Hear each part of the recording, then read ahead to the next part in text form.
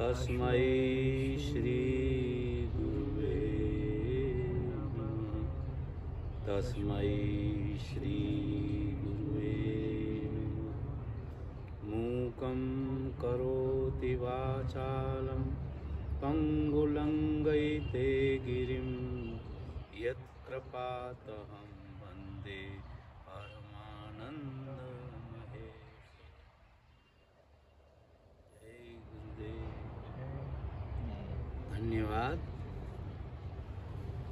आओ हम लोग सब भगवान अष्टावक्र का जो है वाणी सुनते हैं, ज्ञान सुनते हैं, किस प्रकार से उन्होंने सत्य और असत्य के ज्ञान को प्राप्त करने का मार्ग बताया।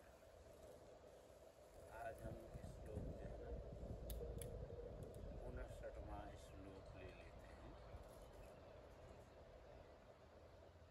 इसमें यही बताया है कि न जातो हम मृतो वापि न मे कर्म शुभाशुभः विशुद्धं निर्गुणं ब्रह्म बंधो मुक्ति कथम मम।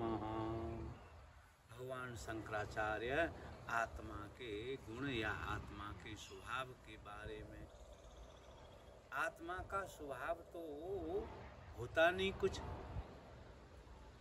लेकिन आत्मा चूंकि पदार्थ के विरुद्ध है, इसीलिए पदार्थ के जो जो गुण होते हैं उन गुणों का आधार लेकर जो उनकी विरुद्ध भावनाएं हैं उनको हम जानते हैं, इसलिए हम उनको आत्मिक गुण कह देते हैं।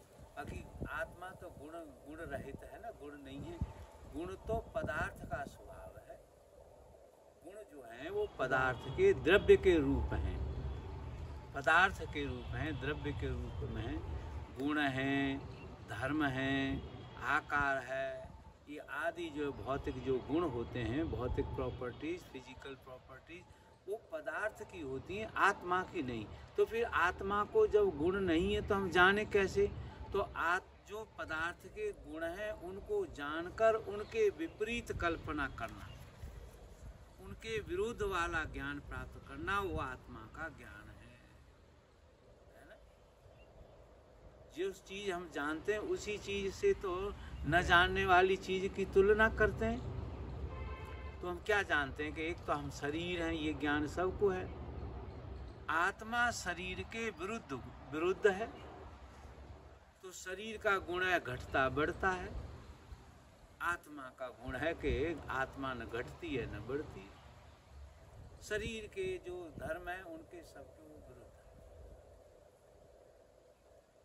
शरीर का या पदार्थ का जन्म होता है, मृत्यु होती है, उसमें परिवर्तन होते हैं, उसमें विकार होते रहते हैं।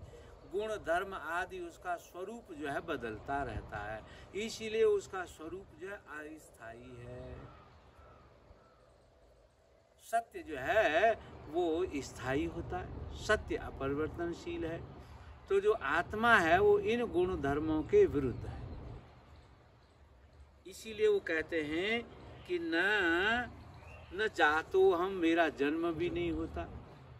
अब सुनने में तो ऐसा आता है कि कोई वस्तु है तो उसका जन्म होगा ही। सुनने में जैसे हम ये कहते हैं कि न जातो हम, मेरा जन्म नहीं होता है या तेरा जन्म नहीं होता है, तो जैसे ही हम ये जानते हैं कि हमारा जन्म नहीं होता, इसका मतलब है कि शरीर का जन्म होता है तो मैं शरीर नहीं हूँ। मन का जन्म होता है, उठता बैठता है, चंचल और शांत होता है, विपरीत गुणों वाला है। आत्मा इन सभी गुणों के विपरीत है, इसलिए मेरा जन्म नहीं होता। चंचल है ना, शांत। कौन? मन तो चंचल भी है, शांत भी है। हाँ तो लेकिन शांत मन जो है ना, चंचल तो होता रहता है, एक रूप में नहीं रहता। एक ही रूप में रहता तो फिर हम उसका वो गुण धर्म स्थायी मान लेते है ना। विपरीत गुण वाला है, विपरीत गुण वाला है, इसी वजह से। और विपरीत गुण जिसमें परिवर्तन होता है वो आत्मा जैसा नहीं है, आत्मा उसके बिल्कुल उलट है। हम इसे अपने अनुभव से भी जान सकते हैं कि शरीर को हम घटता बढ़ता हुआ जानते हैं, लेकिन आत्म तत्व को कभी मैं घटता बढ़ता नहीं है। और जो घटने बढ़ने का एहसास भी किसी को उसको होता होगा अज्ञान बस, तो वो शरीर के साथ ग्रंथि पड़ जाने की वजह से होता है। आत्म तत्व को जब प्राणी भूल जाता है और अपने शरीर को ही सत्य मानता है, तब शरीर में जो घट बढ़न होती है उसके अनुसार वो अपने में भी घटता बढ़ता हुआ भी मानता है। जैसे शरीर दुखी होने पर कभी कभी लोग, अज्ञानी लोग ज्यादातर मान लेते हैं कि मैं ही दुखी हो गया। तो जो भेद दृष्टि है उस पर दृष्टि योगी रखता है। योगी कैसे देखता है? दोनों को भेद रूप से, पदार्थ को अलग रूप से देखता है, आत्मा को अलग रूप से देखता है। इसीलिए वह उनकी बीच की लाइन में मध्य में स्थित हो जाता है। भगवान बुद्ध कहते हैं कि मेरा जो मार्ग है वो मध्य मार्ग है।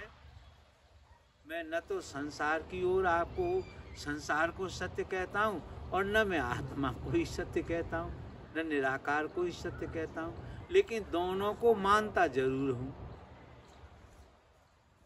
संसार के विपरीत हम एक संसार की कल्पना रखते ही हैं।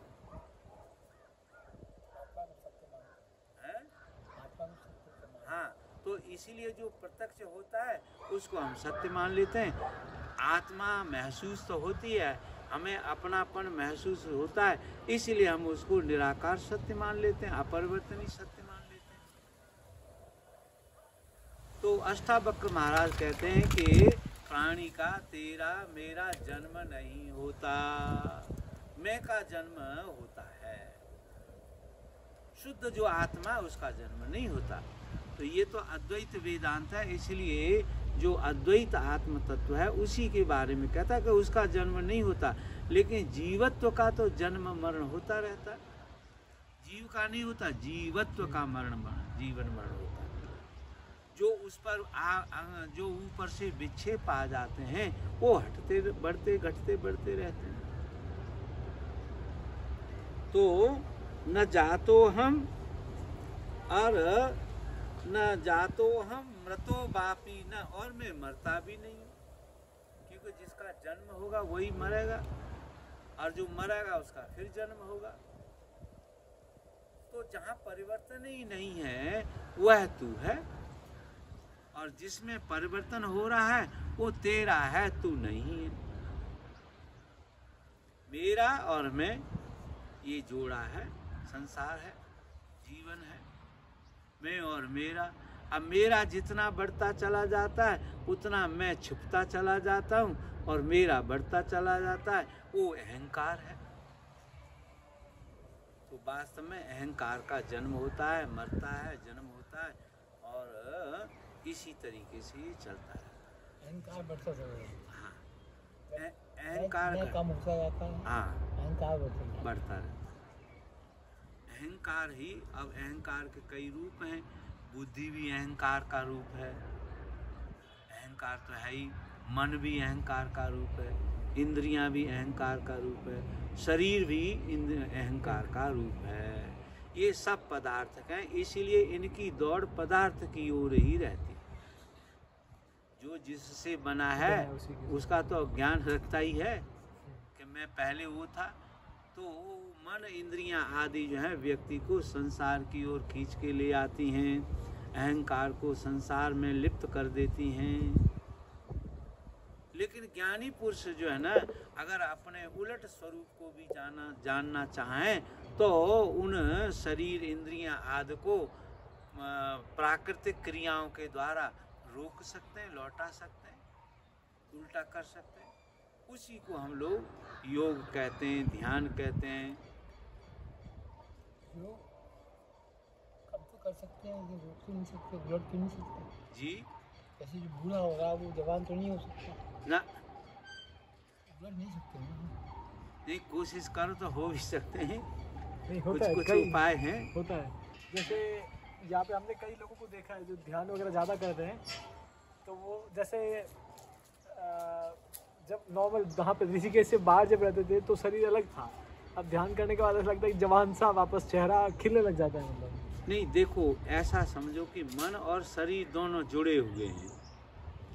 मन शरीर को ऊर्जा देने वाला है ना, तो अगर मन सक्रिय है, शांत है, स्वस्थ है, तो अच्छी ऊर्जा देगा शरीर को। और जब शरीर का मैनेजर अच्छा होगा, मैनेजमेंट ठीक करेगा, संतुलित रखेगा, तो आपको वृद्ध अवस्था भी अगर होगी तो जो है ना फिर भी वो स्वस्थ होगी।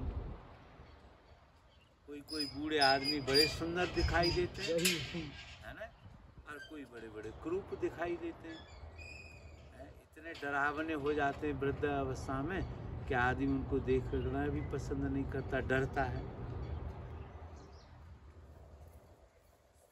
तो इसको समझो, इस श्लोक को। भगवान कहते हैं कि न जातो हम मृतो बापी, और मैं न तो जन्म ले सकता हूँ और न मैं मरता ही हूँ। तो जब मैं जन्म और मरता नहीं हूँ, मैं करता भी नहीं हूँ, तो मेरे फिर कर्म भी नहीं है। न मैं शुभाशुभ कर्म शुभाशुभ, न शुभ कर्म है न शुभ कर्म है। कर्म कहाँ हो रहा है? शरीर में, मन में, इंद्रियों में, पदार्थ में।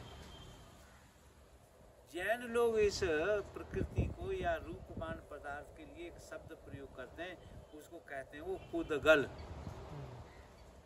पुद्गल माने प्रकृति। तो जो पुद्गल है ये ही घटता बढ़ता रहता है। इसलिए जैनों ने एक बड़ी भूल कर दी। जैनों ने कहा कि आत्मा जो है वो शरीर के अनुसार होती है। शरीर बड़ा होगा तो बड़ी आत्मा होगी, छोटा शरीर होगा तो छोटी आत्मा होगी। एक दृष्टि से, पदार्थ की दृष्टि से उनका सोच जो है ठीक ही है, क्योंकि जितना बड़ा आकार होगा उतना ही बड़ा उसमें निराकार होगा। तो चूंकि आकार प्रत्यक्ष दिखाई देता था उनको, निराकार उन्होंने गहन साधना की नहीं तो देखा नहीं, तो उन्होंने कहा कि शरीर के अनुसार ही आत्मा होती है। जैसा शरीर होगा वैसी आत्मा होगी। बड़ा घड़ा होगा तो बड़ा आकाश होगा, तो छोटा घड़ा होगा तो छोटा आकाश होगा। लेकिन आकाश का विज्ञान ये कहता है कि आकाश न घटता है न बढ़ता है। हाँ, आकाश को जो घेरने वाले कारण हैं, दीवार हैं, वो हटती बढ़ती रहती हैं। इसीलिए अज्ञानी आदियों को आकाश घटता बढ़ता हुआ दिखाई देता है। पहले उदाहरण दे चुके हैं कि जल जल में ऐसे मिल जाता है कि फिर उनमें कोई भेद नहीं रहता, अभेद हो जाते हैं। लेकिन जब जल मिल रहा है जल में, तब अज्ञानी व्यक्ति को ये अंतर दिखाई देगा कि लोटे का जल जो है वो घड़े में डाल रहा है कोई व्यक्ति, तो लोटे का जल घड़े में मिलकर बदल जाता है।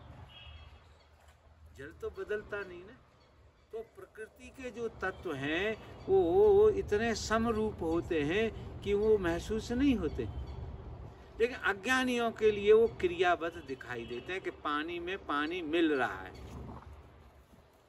और मिलने के बाद भी कुछ लोगों के मन में मानसिक ये संस्कार हो सकता है कि छोटे घड़े का जो जल था वो गंगा जी में डाला तो वो जल जो है ना गंगा जी के साथ बड़ा हो गया। तो जैसे ही व्यक्ति को क्रिया का ज्ञान होता है, वो समझ लो माया का ज्ञान है। माया ही घटती बढ़ती है, आत्म तत्व नहीं घटता बढ़ता। ऐसा भी इसे कह सकते हैं कि जो आधार है वो कभी घटता बढ़ता नहीं, आधार अनंत है। आधार पर जो आधे है वो घट बढ़ सकता है, वो माया है। आधे का मतलब? आधे का मतलब ग्राउंड, बेस। आधार पर आधे। आधे, आधे का मतलब जो उस पर रुका हुआ है, टिका हुआ है। जो गति आधार हुआ जिस पर टिका हुआ है। ना ना ना, जो आधार तो आत्मा हो गई या परमात्मा हो गया, जगत उसका आधे हो गया। जैसे जल में लहर उत्पन्न हुई, तो जल तो या जल का जो आधार है वो भूमि है नीचे। अब जल उसमें परिवर्तन तो होता रहता है। समुद्र का समझो, समुद्र अत्यंत गहराई में बिल्कुल शांत होता है। अब कुछ लोग कहते हैं कि अंदर भी समुद्र में लहरें चलती रहती हैं, बहुत गहराई में, सैकड़ों किलोमीटर नीचे तक समुद्र होता है, तो वहाँ भी कहते हैं बड़ी लहरें चलती रहती हैं। और कभी कभी बाहर तो दिखाई देती ही हैं। लेकिन वो सारी लहरें जो हैं, जो अंदर पृथ्वी है उस पर टिकी हुई है। जल का जो परिवर्तित रूप है, माया का जो परिवर्तित रूप है, वो ब्रह्म की सत्यता पर आधारित है। अगर दोनों ही परिवर्तित होने लग जाएं तो बड़ी समस्या खड़ी हो जाएगी। उदाहरण बत समझें, हम आप पृथ्वी स्थित है इसलिए पृथ्वी पर चल लेते हैं। अगर पृथ्वी भी चलने लगे तो फिर हमारी चाल डिगमिगा जाएगी या गिर पड़ेंगे। चाल तो आते हैं, चाल तो आती है। नहीं, पर जैसे ट्रेन की पटरी भी चल रही है, ट्रेन भी चल रही है। हाँ, भूचाल भी आते हैं ना? हाँ, भूचाल आते रहते हैं। अब आकाश में जो आकाश के यात्री हैं वो बताते हैं कि वहाँ चंद्रमा पे आदमी जो 1 फीट यहाँ ऊंचा उड़ सकता है, वो 15 फीट ऊंचा उड़ सकता है। 1/6 होता है, 1/6 होता है। हाँ, तो इतना आकर्षण तत्व वहाँ कम है, तो माया आसानी से फैल सकती है। ब्रह्म तो केवल उसको आधार देता है, बाकी माया अपनी शक्ति। माया तो फैलावी है, गति को ही तो माया कहते हैं। गति ही माया है। अगर गति अगति हो जाएगी तो वो तो शांत हो जाएगी, निश्चित हो जाएगी, तो उसका नाम रूप रंग मिट जाएगा, वो ब्रह्म ही हो जाएगी। जैसे रस्सी में सांप होगा तो सांप तब तक दिखाई देता है जब तक रस्सी का ज्ञान नहीं होता। और रस्सी है, लेकिन सांप का जो आधार है वो रस्सी है। सांप दिखता रहेगा तब तक उसमें जो है ना आपको रस्सा नहीं दिखाई, रस्सी नहीं दिखाई देगी। और जैसे ही सांप का ज्ञान होगा कि सांप नहीं है, रस्सी ही है, वैसे ही उसमें जो उसकी असलियत है, उसका जो सच्चा धर्म है वो दिखाई देने लगेगा। ऐसे ही इस जगत में जगत चंचल है, हिल रहा है, परिवर्तित हो रहा है, भाग रहा है, दौड़ रहा है, अति गतिमान है, लेकिन इसके पीछे जो है वो ब्रह्म शांत छिपा हुआ है। तो हमारा जो आधार है वो आत्मा है। उस आत्मा पर शरीर, मन, हृदय, इंद्रियां, ये सब माया के रूप जो हैं विस्तृत हो रहे हैं, फैल रहे हैं, सिकुड़ रहे हैं, क्रिया कर रहे हैं। योग शास्त्र कहता है कि ध्यान क्या है, इन क्रियाओं का कम हो जाना। गुरुजी, तो हम आत्मा भी नहीं है? हम आत्मा भी नहीं है? नहीं, आत्मा तो हो।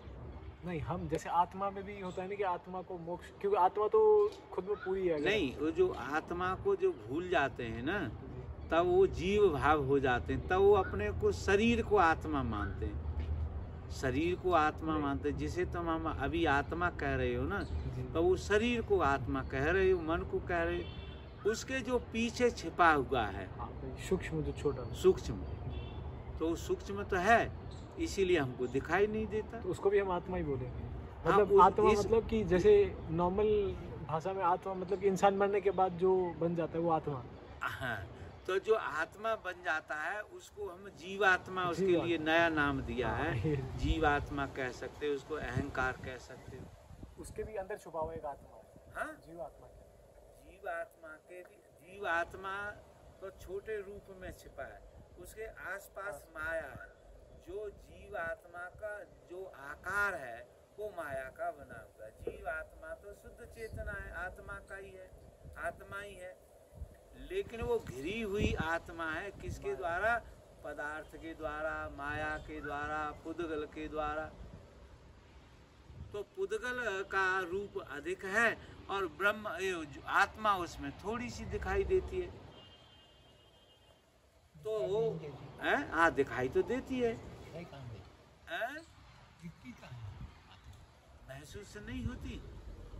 हाँ, तो बस वो महसूस हो जाना जो है ना, वही देखना है आध्यात्मिक दृष्टि से। क्योंकि आपकी जो ज्ञान इंद्रिय है उससे, या कहो शांत मन से, शांत मन वालों को आत्मा का एहसास होता है कि मैं हूँ।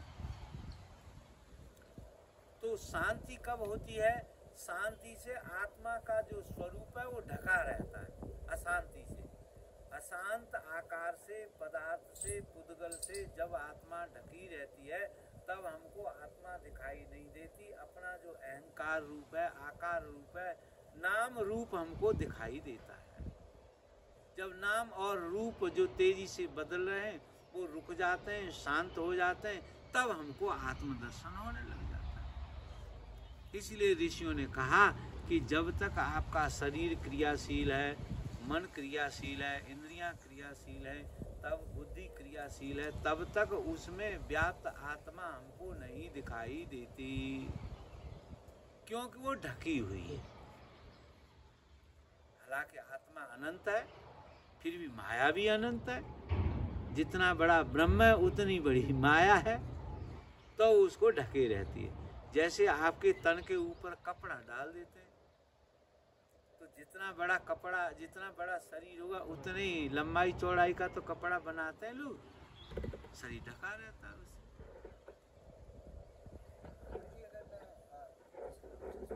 हाँ समझे। जी जी, आपसे सवाल पूछना चाहता हूँ। हाँ पूछो, तभी तो सत्संग है।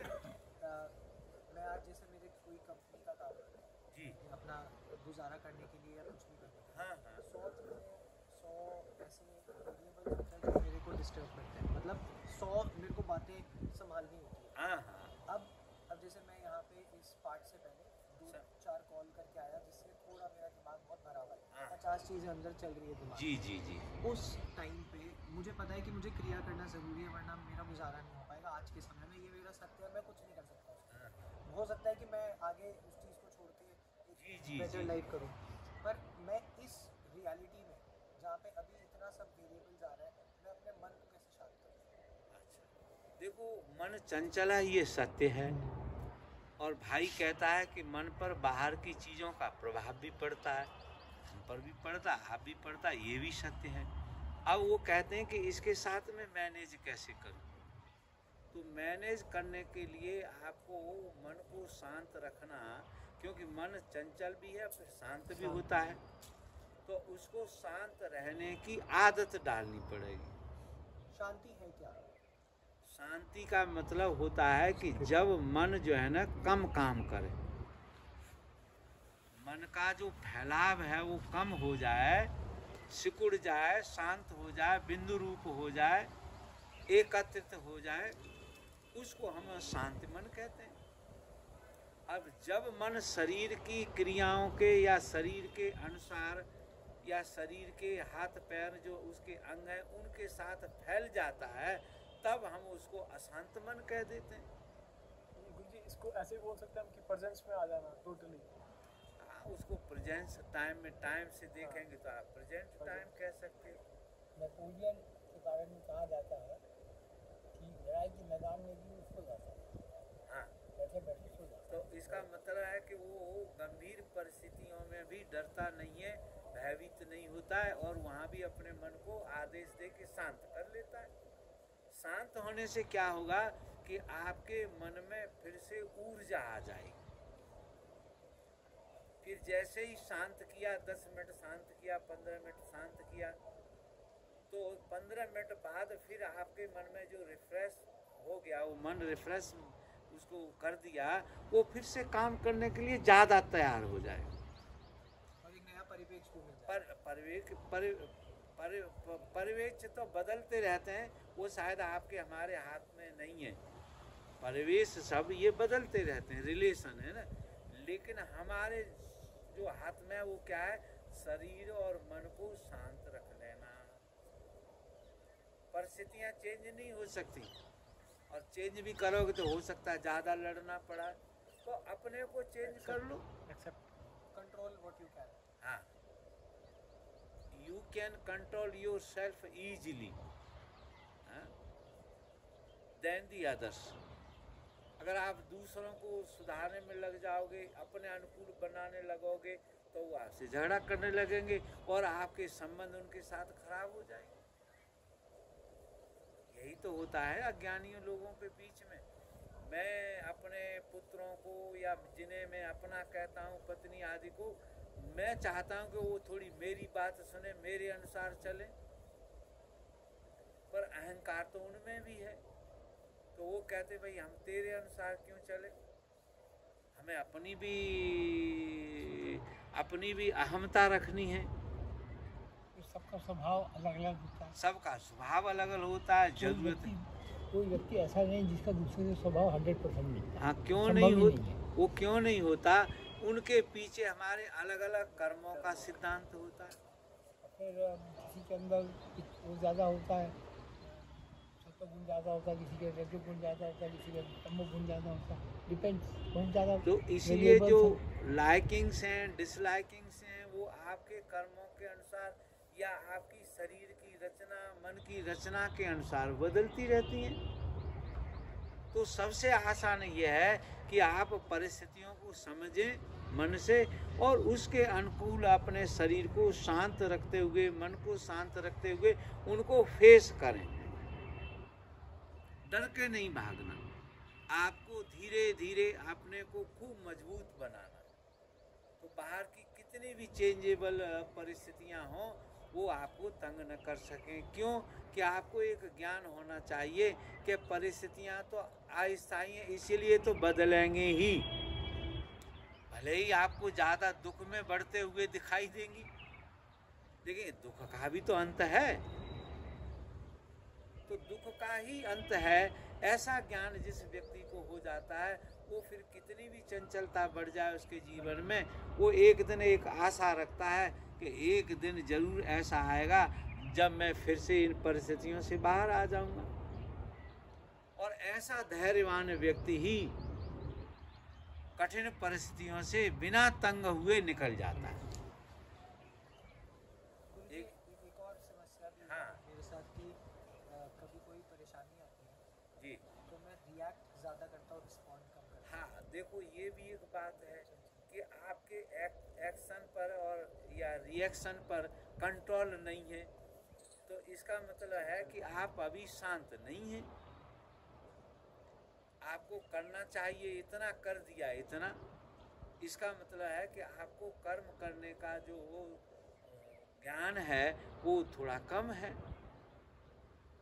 आप भावुक अधिक हो जाते हैं, इसीलिए भावना की वजह से आपके कर्मों में विक्षेप आ जाता है। आदमी न्यूट्रल रहकर परिस्थितियों को समझे, भावना नहीं, न्यूट्रल होके हैं, निरपेक्ष भाव से समस्याओं को समझे और समस्याओं को अपनी समझ के अनुसार जैसा हो वैसा रिएक्शन करे, तो उसका जीवन जो है ना अधिक भयभीत नहीं होगा, शांत होगा, बेहतर होगा। वो दिन रात काम करते हुए भी अपने को जो है ना शांत महसूस करता रहेगा, अर्थात वो शांत भी रहेगा, कार्य भी करेगा। भगवान ने गीता में अर्जुन से कहा, जब अर्जुन बहुत दुखी हो गया, परेशान हो गया और महाराज से कहा कि महाराज ये तो प्रत्यक्ष समस्याएं, मेरे सामने मेरे प्रियजन ही खड़े हुए हैं, मेरे गुरुजन हैं, पितृजन हैं, भाई बंधु हैं, आप कह रहे हो कि इनको ही मार दे, तो ये तो बड़ी कठिन परिस्थिति है। तो भगवान श्री कृष्ण कहते हैं कि महाराज हे अर्जुन, तू समझता ही नहीं है, ये तो ऑलरेडी मरे हुए हैं। अब वो मरे हुए हैं ये बात कृष्ण जानते हैं, क्योंकि कृष्ण जो है अपने स्वरूप में स्थित हैं, परमात्मा है, वो मनुष्य के आदर्श हैं। मनुष्य की जो ऊंची से ऊंची संभावना हो सकती है प्रकृति के बनाए अनुसार, वो भगवत सत्ता है। भगवान का एक अर्थ होता है भाग्यवान। भाग्यवान कौन होता है? जो आराम से जीता है, जिसको तकलीफ कम से कम हो, वो भाग्यवान। धनवन से कोई भाग्यवानी का पैमाना नहीं होता। किसी पे बहुत धन होगा लेकिन समझदार ना हो तो वो धन ही उसके लिए समस्या बन जाता है। तो वस्तुएं हमारे सुख दुख का कारण नहीं है, हमारी समझ सुख दुख का कारण। हम कैसे उनका उपयोग करें, दुरुपयोग कर रहे हैं, वो समझदारी है। तो समझदारी कब बढ़ेगी? जब आप और वस्तुओं की निकटता होगी, किसी चीज को समझने के लिए, अच्छी तरह जानने के लिए क्या चाहिए? दूरी कम होनी चाहिए। तो योग क्या है? दूरी को कम करना। किसके बीच में? दो विपरीत ध्रुवों के बीच में जो दूरी है उसको कम करना। तो जितना आप वो दूरियां जो है कम होती चली जाएंगी, वो ध्रुव जो है एक दूसरे के पास आते चले जाएंगे। अगर इस तरह से दोनों जो एक्सट्रीम पॉइंट्स हैं वो समाप्त हो जाएंगे, तनाव नहीं रहेगा। प्रकृति में क्या हो रहा है? फैलाव हो रहा है, सिकुड़न हो रही है, फैलाव हो रहा है, सिकुड़न। इस क्रिया को आप देखते रहें तो इन क्रियाओं के प्रभाव से आप मुक्त रहेंगे। भगवान श्री कृष्ण कहते हैं कि हे अर्जुन, योगस्था कुरु कर्माणि, तू योग में स्थित होकर महाभारत जैसा कठिन कार्य कर। तो उन्होंने कहा कि योग क्या है? तो भगवान ने कहा अपने स्वरूप में बैठ जाना। क्या स्वरूप है? बोले तू शरीर नहीं है, शरीर तो रोज मर रहा है, इसीलिए जो हमारे रिश्तेदार सामने खड़े हुए हैं, मरे हुए को क्या मारना? इनका ये तो मरे हुए, इनका मारना जो है वो असत्य है। तो उसको ये विश्वास नहीं होता। तो अर्जुन से कहते हैं कि तू बार बार जो है ना योगस्था कुरु कर्माणि। फिर अर्जुन कहता है फिर महाराज क्या होगा अगर मैं शांत होके भी युद्ध करूं तो क्या होगा? तो भगवान श्री कृष्ण कहते हैं कि कुर्वन्यति न लिप्यते, तू कर्म करते हुए कर्मों के प्रभाव से मुक्त नहीं होगा। ये योग स्थित व्यक्ति का, स्थित प्रज्ञ व्यक्ति का स्वभाव है, फल है। और दूसरे जो इसके इतर हैं उनको कर्मों का फल मिलता ही मिलता है, क्योंकि वो योग में स्थित नहीं है। वो किस में स्थित है? अरूप में। स्वरूप में अवस्थित व्यक्ति को शरीर के किए हुए कर्म, मन के किए हुए कर्म से कोई लेना देना नहीं होता, क्योंकि वह अपने स्वरूप में आत्मा में स्थित है, स्थित प्रज्ञ है। स्थित प्रज्ञता का अर्थ क्या होता है? कि वो जानता है कि मैं स्थिर हूं, मैं स्थिर हूं, मैं चंचल वाला नहीं। चंचल वाला जो रूप है वो मेरे ऊपर से आ गया है, छा गया है, माया है। मैं इस चंचल रूप से ढका हुआ अचंचल हूं। उसी को भगवान कह रहे हैं कि वो जो अचंचल है उसका न जन्म होता है न मृत्यु होती है, न उसके शुभाशुभ कर्म होते हैं। शुभाशुभ कर्म प्रकृति के ही होते हैं, क्योंकि क्रियाशील तो प्रकृति ही है, परमात्मा प्रकृतिशील नहीं है। द्वैत सिद्धांत भी ये कहता है कि एक स्थिर है तब दूसरा चंचल हो सकता है, एक है तब दूसरे की सत्ता होगी। एक में तो किसी की सत्ता हो ही नहीं सकती। स्त्री है तो पुरुष हो सकता है, या पुरुष है तो स्त्री हो सकता है। स्त्री के लिए पुरुष सत्य है, और पुरुष रूप में स्त्री को पुरुष देखता है तो उसे सत्य मानता है। और ये सत्य की जो झलक मिलती है एक दूसरे के विपरीतों को, यही हमारे लालच और बंधन का कारण है। यह वस्तु सुख देने वाली है, यह वस्तु सुखदायक है। इस भावना से ही तो हम इस वस्तु से जुड़ते हैं, क्योंकि माया भी तो ब्रह्म की ही शक्ति है। इसीलिए उसमें थोड़े थोड़े कण जो है आनंद के दिखाई देते हैं।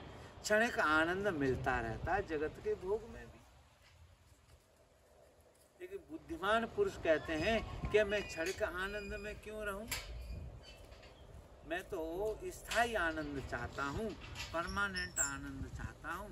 तो परमानेंट आनंद तब मिलेगा जब आप प्रकृति के बंधन से मुक्त हो जाएंगे। आपको आनंद जो है तब मिलेगा जब शरीर की पकड़ से, मन की पकड़ से, इंद्रियों की पकड़ से हमारा अहंकार मुक्त हो जाता है। तब आप पुनः शुद्ध, जैसे जल में आप रंग डाल दें तो जल रंगीन हो जाएगा। या मीठा डाल दें तो मीठा हो जाएगा। वैसे ही अज्ञान की वजह से जीव में स्वाद बन जाता है, विकृति आ जाती है।